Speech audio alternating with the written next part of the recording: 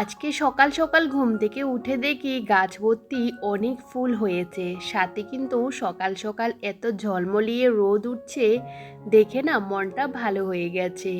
সত্যি কথা বলতে অনেক দিন বৃষ্টির পর যখন একটু রোদ দেখতে পাই না, বিশ্বাস করো বেশ ভালো লাগে। আজকে সকালবেলা ঘুম থেকে উঠেছি ওই যে 5টা নাগাদ, 5:30 বাজতে না বাজতেই কিন্তু রোদও উঠে গেছে। সকালের পরিবেশটা সত্যি কথা বলতে বেশ ভালো লাগে, আর এই শান্ত পরিবেশে কাজ করতে আমার আরও বেশি ভালো লাগে। আজকের দিনটা ছিল রবিবার, আর এখন কিন্তু সকাল সকাল আমি কাজে লেগে পড়ছি। আসলে রবিবারেও আমাদের অনেক কাজ থাকে, যেহেতু ছেলে বাড়িতে থাকবে, একটু দুষ্টুমি করবে, তো কাজগুলো করতে অনেকটা দেরি হয়ে যাবে। তো ভাবলাম চলো সকাল সকাল এই যে ছেলে ঘুমিয়ে থাকতে থাকতে আমার কাজগুলো করে নিই। অনেকে মনে করে একা সংসার, ওই যে কাজ করলেও পারি না করলেও পারি। যারা সংসারে কাজকর্মগুলো করতে ভালোবাসে তাদের কাজ কিন্তু কখনোই শেষ হয় না। সারাটা দিন কাজ করলে কিন্তু কাজের কখনোই অভাব হয় না। যাই হোক, এই যে সকালবেলা আগে বিছানা চাদরটা একটু চেঞ্জ করে নেব, তো সে কারণে ওটা বিছানা থেকে তুলে দিলাম।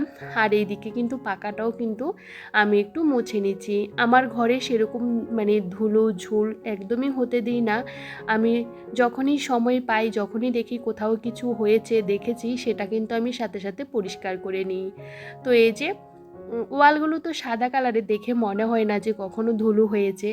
আসলে সব সময় পরিষ্কার থাকে, কিন্তু যখন লাইটটা জ্বালাই তখন কিন্তু ধুলোগুলো বেশ ভালো বোঝা যায়।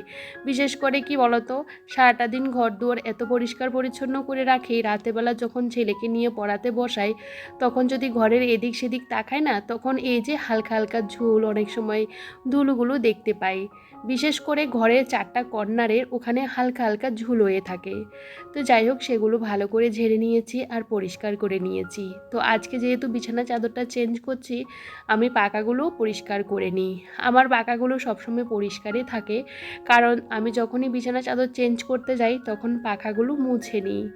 আসলে হোয়াইট কালারের পাকা তো একটু ধুলো হলে কেমন একটা লাগে, আর পরিষ্কার না করলেও ভালো লাগে না।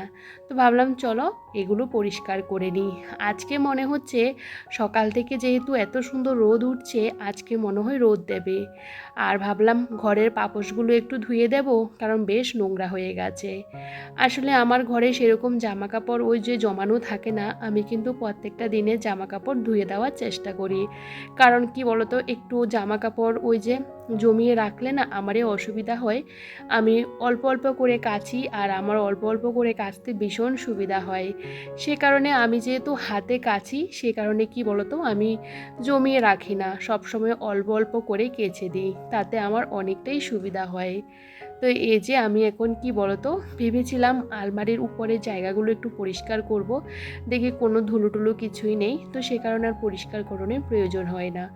আর যেহেতু ঘরটা আমি ঝেড়েছি একটু হালকা হাতে, তো দেখবে ওয়ালের মধ্যে অনেক সময় পুট্টি থাকে, সাদা সাদা পুট্টিগুলোও কিন্তু পড়ে যায় যখন ঘরটা ঝাড়বে তখনই। তো এখন এই যে আমি কিন্তু আলমারি, তারপরে ওই যে শোকেসটা ভালো করে মুছে নিচ্ছিলাম।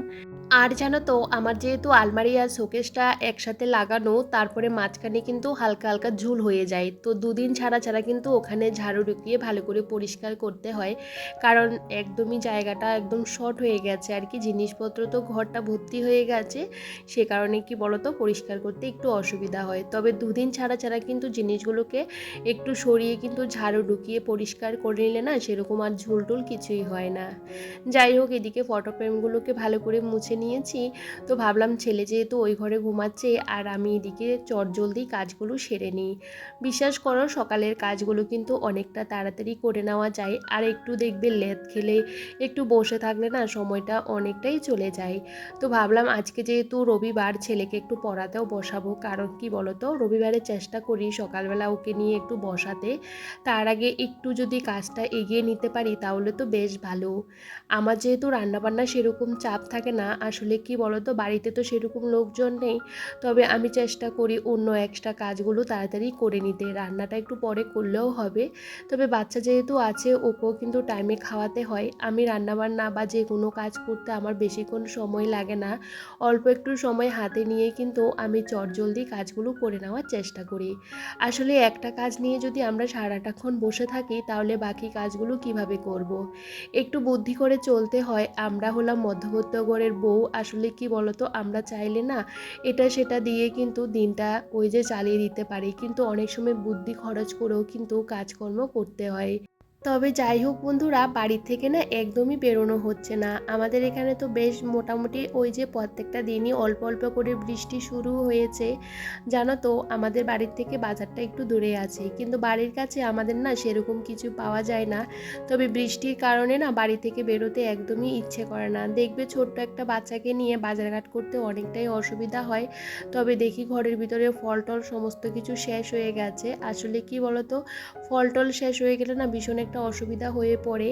আসলে ওই যে বাজারে গিয়ে নিয়ে আসতে হয়। তবে অনেক দিন ধরে ভাবছি যে বাজারে বেরোবো বেরোবো, কিন্তু না আর বেরোনো হয় না। আসলে কি বলতো, রাস্তাঘাটে এত পরিমাণে জল জমে আছে, বেরোতে একদমই ইচ্ছে করে না। আর আমার ছেলেকে কোলে নিয়ে নিয়ে ওই যে হাঁটতে হয়, বুঝতে পারো বাজারে তো প্রচুর ভিড়, আর ওকে নিয়ে কোলে নিয়ে বাজার করতে আমার ভীষণ কষ্ট হয়ে যায়। আগে কিন্তু বেশিরভাগ সময়ে বাজারে চলে যেতাম, এখন কি বলতো ভীষণ অসুবিধা হয়ে পড়ে। এখন ওই যে ছেলেকে স্কুলে দিয়ে যখনই সময় পাই তখনই বাজারটা করে নিয়ে চলে আসি। তবে বিকেলবেলা গেলে না বেশ ভালো হয়। আর সকালবেলা গেলে কি বলতো, অনেক সাইডে কিন্তু ওই যে সব কিছু পাওয়া যায় না আর কি, সে কারণে আমি বিকেলবেলা যাওয়ার চেষ্টা করি আর কি। তবে যাই হোক, কিছু করার নেই, সমস্ত দিকটা কিন্তু আমাকেই সামলাতে হয়। যাদের বর বাড়িতে থাকে না, সমস্ত দিকটা কিন্তু নিজের ওই যে নিজের উপর একটা প্রেশার পড়ে আর কি, সব দিক সামলাতে হয়। সংসার করতে গেলে কিন্তু অনেক কিছুই স্যাক্রিফাইস করতে হয়। আসলে জীবনে ত্যাগ যত, মানে ত্যাগ যত করবে, সংসারের শান্তিটা কিন্তু ততটাই বজায় থাকবে। আর দেখবে ত্যাগ যদি স্বীকার না করি তাহলে সংসারে কখনো শান্তি বজায় থাকবে না। ইচ্ছে করলে আমরা অনেক কিছু করে কিন্তু ঝামেলা করতে পারি আমাদের বরের সাথে, কিন্তু আমি মনে করি ওদের সাথে ঝামেলা করে কি আর হবে, আর ওই যে খালি সংসারের অশান্তিই হবে। তো সব সময় কিন্তু মুখ বুজে সংসারের সমস্ত কাজকর্ম সব কিছু কিন্তু আমি নিজের হাতে করার চেষ্টা করি, আর সব সময় কিন্তু ওই যে হাসি মুখে থাকার চেষ্টা করি। তাতে কিন্তু সংসারের সুখ শান্তি সমৃদ্ধি সবই কিন্তু বজায় থাকে। অযথা কারোর সাথে চিৎকার চেঁচামেচি করে কোনো লাভ হয় না। আমি মনে করি নিজের কর্ম নিজে করে যাও, ফল তো একদিন পাবেই। যাই হোক, এদিকে দেখো ঘর দুয়ার সমস্ত কিছু পরিষ্কার পরিচ্ছন্ন করে আমি কিন্তু চলে আসলাম এই যে পাপোশগুলো ধুতে। ওই যে তোমাদের বললাম পাপোশগুলো অনেক দিন হয়ে গেছে, প্রায় একটা মাস হয়ে গেছে জানো তো, ধুতে পারছিলাম না। আসলে পাপোশগুলো এমনিতে এই যে সবসময় বৃষ্টি হচ্ছে তো ধুতে পারছি না। আর দেখবি একটু বৃষ্টি হলে পায়ে জল লাগে, সেই জলগুলো কিন্তু পাপোশে পড়ে, তো সে কারণে ভীষণ নোংরা হয়ে যায়। যাই হোক, এই যে পাপোশগুলোকে অনেকটা সময় লাগিয়ে আমি ঘষে ঘষে পরিষ্কার করেছি। ঘরের পাপোশ আর বিছানা চাদরটা যদি পরিষ্কার না হয় না, তখন আমার একদমই ভালো লাগে না। যাই হোক, 1 মাস পরে ধুয়েছি তো বুঝতেই পারো অনেক নোংরা বেরিয়েছে। তো বাইরে দেখি খুব সুন্দর রোদ হয়েছে আর কি, আর সকাল সকাল দেখবে কাঁচা ধোয়াগুলো করে নিলে বেশ সুবিধা হয়। আর এদিকে আমার ছেলেও উঠে পড়েছে, তো ওকে এখনও ফ্রেশ করাইনি। তো ভাবলাম চলো, এই মাত্র ঘুম থেকে উঠলো। আমি তো সকাল থেকে কাজকর্ম করেই যাচ্ছি। আসলে কি বলতো, সবটা তো আর তোমাদের সাথে শেয়ার করতে পারি না। আসলে সংসারের অনেক কাজে আছে, আমার একার সংসার হোক আর যাই সংসার হোক না কেন, সবাই সংসারে কিন্তু সবারই কাজ করতে হয়। ওই যে আমার সংসারে মানুষ কম, কিন্তু অন্য কাজ তো আমাকে করতেই হয়, তাই না? তো যেহেতু রোদ উঠেছে, আমি কি বলতো এই যে বালিশ টালিশগুলো বাইরে একটু রোদ্দুরে দিয়েছি। আর এদিকে কিন্তু ছেলেকে এখনও ফ্রেশ করাইনি, আমি স্নান করে চলে আসলাম, তারপরে পুজো করব। তো এদিকে কিন্তু ছেলেকেও ব্রাশটা করিয়ে দিয়েছি। আজকে মাথাটা শ্যাম্পু করেছি। আসলে পাপোশগুলো ধোয়ার পর বাথরুমটা এতটা নোংরা হয়ে গেছে, আর আমি সবসময় বাথরুমটাও কিন্তু পরিষ্কার রাখার চেষ্টা করি, সপ্তাহে 2 দিন অন্তত পরিষ্কার করে নিই। তবে যাই হোক, এদিকে দেখো স্নান দান করে পুজো টুজো করতে আমার অনেকটা সময় লেগে গেছে। এখন রান্নাঘরে আস্তে আস্তে আমার 8:30 বেজে গেছে। তো ভাবলাম চলো, কালকে না আমি মটর ভিজিয়ে রেখেছি, আগে থাকতে প্ল্যান করে রেখেছিলাম যে আজকে একটু ঘুগনি করব। আমার ছেলে ঘুগনিকে কি বলে জানো তো, ঝাল বলে। বলছিল আমি ঝাল খাবো আর রুটি খাবো। আসলে ও বলেছিল আমাকে লুচি খাবে, কিন্তু লুচিটা না সেরকম খেতে চায় না। সেহেতু আমি কিন্তু ওই যে রুটি করি, কারণ মানে লুচিটা দুই একটা খেলে না আর খেতে চায় না। তো আসলে কি বলতো, সকাল সকাল তো এই রকমের তেল খাবার না খেলে ভালো। তো সেই জন্য আমি কিন্তু রুটি করে নিয়েছিলাম, আর আজকে রুটিগুলো একদমই ফুলেনি, বিশ্বাস করো, কিন্তু ভীষণ নরম হয়েছিল। কারণ আমি গরম জল দিয়ে ভালো করে এই যে আটাটা মেখে নিয়েছিলাম। আর এদিকে কিন্তু আমার ঘুগনিটাও মোটামুটি হয়ে গেছে। আর ঘুগনির কালারটা কিন্তু খুব সুন্দর হয়েছে। আসলে টমেটো দিয়েছি তো সে কারণে, আর লঙ্কা দিয়েছি একটা। লঙ্কা যদি না দিই না, একটাও ভালো লাগে না, কেমন একটা মিষ্টি মিষ্টি লাগে। তো সে কারণে একটাই দিলাম, যেহেতু ছেলেকে খাওয়াবো সে কারণে। আর এই যে আমার ছেলের খাবার আর আমার খাবার একসাথে নিয়ে নিয়েছি। এখন ছেলেকে খাইয়ে দেব। আসলে আমার বর সকাল থেকে ফোন করেছে দুবার, যেহেতু আজকে সানডে, ওরও ছুটি, কিন্তু ওর সাথে কথা বলার আমার আর সময় হলো না। কারণ কি বলতো, আমি যদি ওর সাথে এখন কথা বলি আমার কাজগুলো করতে দেরি হয়ে যাবে। আসলে কি বলতো, আমি কাজকর্ম ফেলে রেখে না একদমই বসে বসে কারোর সাথে কথা বলতেও চাই না আর কি। আর সকালবেলা দেখবে প্রচণ্ড ব্যস্ততার মধ্যে দিয়ে দিনটা কাটে, আর বিশেষ করে রবিবারে। তো এদিকে ছেলেকে খাইয়ে আমি ওকে একটু পড়াতে বসালাম। তো আমি প্রায় আধা ঘন্টা ওর সাথে বসেছি, তারপরে ওকে এখন ড্রয়িং করতে বসিয়ে দিয়েছি। দেখবে বাচ্চারা দেখবে বেশিক্ষণ পড়তে চায় না, তারপরে ওরা বোরিং ফিল করে। তো সে কারণে ওদের যাতে বোরিংটা না লাগে, সে কারণে কিন্তু আমি মাঝে মধ্যে ছেলেকে একটু পড়াশোনা করানোর পর একটু আঁকাবুকি করতে দিই আর কি, যাতে ওরও পড়াটা মনোযোগ হয় আর কি, পড়াশোনা করতে ভীষণ ভালো লাগে আর কি। তো এদিকে আমি ছেলেকে হোমওয়ার্ক করিয়েছি, এক্সট্রা কিছু পড়া পড়িয়েছি, এখনও কিন্তু ওর মতন করে ড্রয়িং করছিল। আর এদিকে কিন্তু আমি বিছানাটাও গুছিয়ে নিয়েছি, যেহেতু ও ঘুম থেকে দেরি করে উঠেছিল আর এই ঘরে ছিল। ঘরটা না গোছানো হয়নি, সমস্ত কাজকর্ম হয়ে গেলেও দেখবে বিছানাপত্রগুলো তোলা না হলে কেমন একটা লাগে। তো সে কারণে এই যে বেডরুমটা আমি খুব সুন্দর করে গুছিয়ে নিয়েছিলাম, আর সমস্ত জিনিসগুলো কিন্তু আমি মুছে নিয়েছি। এটা আমার ডেলি যে ক্লিনিংয়ের কাজটা, সেটা তো আমাকে করতে হবে। দেখবে ঘর বাড়ি যদি গোছানো থাকে না, মানসিক শান্তিটাও কিন্তু অনেকটা পাওয়া যায়। আমার তো বেশ ভালো লাগে। বিশেষ করে আজকে এত রোদ উঠেছে বাইরে ঝলমলে, বিশ্বাস করো জামা কাপড়ও কিন্তু মোটামুটি শুকিয়ে যাচ্ছে। আর এদিকে বিছানা চাদরটা তো হালকা, সেটা শুকিয়ে গেছে, সেটা ভাবলাম চলো। আর বিশেষ করে বাইরে এত হাওয়া দিচ্ছে, তোমাদের কি আর বলবো, হাওয়ার জন্য জামা কাপড় আর থাকছে না, সমস্ত কিছু হাওয়াতে ফেলে দিচ্ছে। আসলে ক্লিপ নিয়ে আসলে না, ক্লিপগুলো না হারিয়ে যায় জানো তো। তো আমাদের এখানে না সেরকম ওই যে আগে সব সময় কিন্তু ফেরিওয়ালাগুলো বাড়িতে আসতো, আর অনেক সময় অনেক ক্লিপ অনেক জিনিসপত্র নিয়ে আসতো, কিন্তু এখন আসে না জানো তো। তো কি বলো তো, ক্লিপগুলো দেখবে মাঝে মধ্যে হারিয়ে যায়।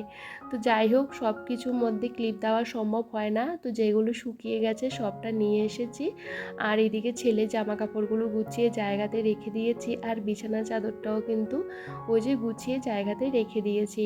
তো আজকে রান্নাবান্না কি বলো তো, মাংসর তরকারি আমার এখনও রয়ে গেছে, যেহেতু বাড়িতে সেরকম লোক নেই।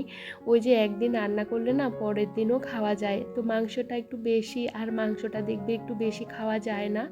তো জানো তো, ভাবলাম আজকে রান্না করব লতি। আমাদের বাড়ি না লতি হয়েছে বাড়িতে, তো সেখান থেকে অল্প কয়েকটা লতি তুলেছি, কারণ বেশি তুললে না আমি একা মানুষ, ভালো লাগে না খেতে। তো বিশেষ করে লতি আর কাঁঠালের বিচি দিয়ে একটা তরকারি করেছি, আর করেছি ডাল, আর করেছি ডিম সিদ্ধ, এটুকু রান্নাবান্না করেছি। আর যেহেতু চিকেন আছে, সেটা খাওয়ার সময় গরম করে নেব।